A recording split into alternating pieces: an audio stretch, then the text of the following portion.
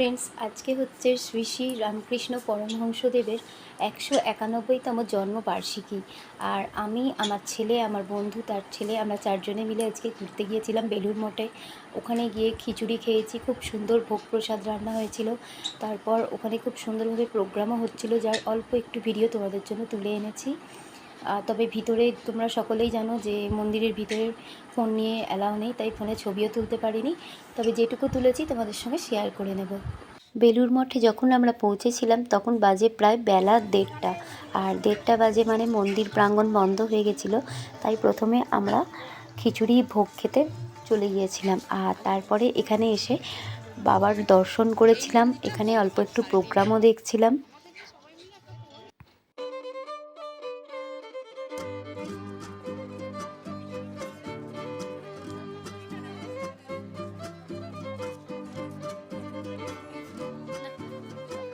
সকলে দেখো, প্রসাদ খাওয়ার জন্য চলে এসেছিলাম মা সারদা ভবনে। এখানে বসিয়ে খুব সুন্দরভাবে যত্ন সহকারে প্রসাদ খাওয়ানো হয়।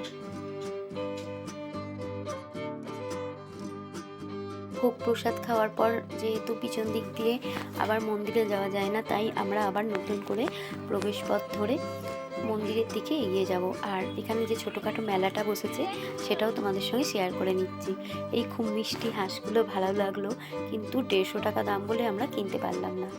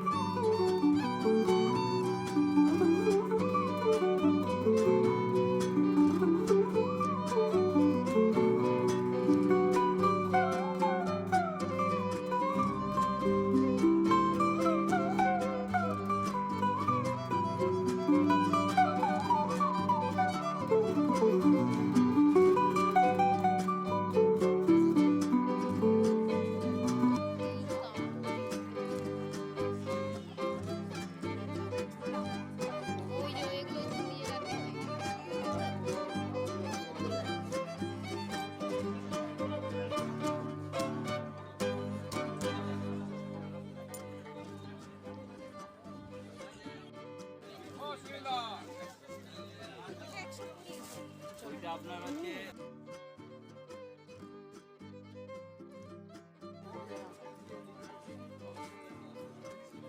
আর বেশি কথা একটুখানি ঠাকুরের বলছিল। হ্যাঁ, এটাই বলছি।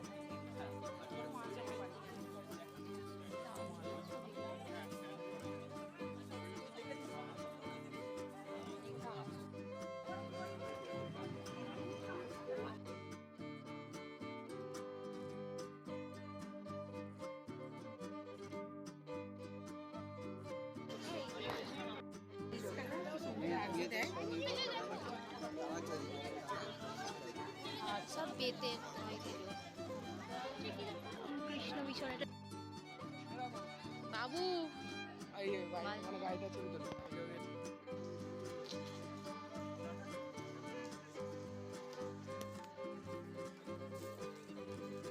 শেষ করে দেখো আমরা চলে এসেছিলাম এই মাঠেতে, যেটা ঠিক রামকৃষ্ণদেবের মন্দিরের উল্টো দিকে। আর এখানে একটা অবাক করা গাছ দেখলাম, আর গাছ থেকে এই ফলটা পড়লো। সেটাই যতজন বসেছিল সবাই একবার করে আমরা ট্রাই করলাম যে জিনিসটা কি দেখার জন্য, আর তোমাদেরকেও দেখালাম। এরপরে আমরা দুই বন্ধু মিলে একটা ছোট্ট করে দেখো পিকচার তুলে নিলাম। তারপরে আমরা একটু মা গঙ্গার কাছে গিয়ে মা গঙ্গাকে দর্শন করে নিলাম। আর ততক্ষণে মন্দির খুলে গিয়েছিল। মন্দিরে গিয়ে বাবার দর্শন করে আমরা বাড়ি ফিরছিলাম, আর তার সঙ্গে অল্প একটু প্রোগ্রামও তোমাদের সঙ্গে শেয়ার করে নিলাম।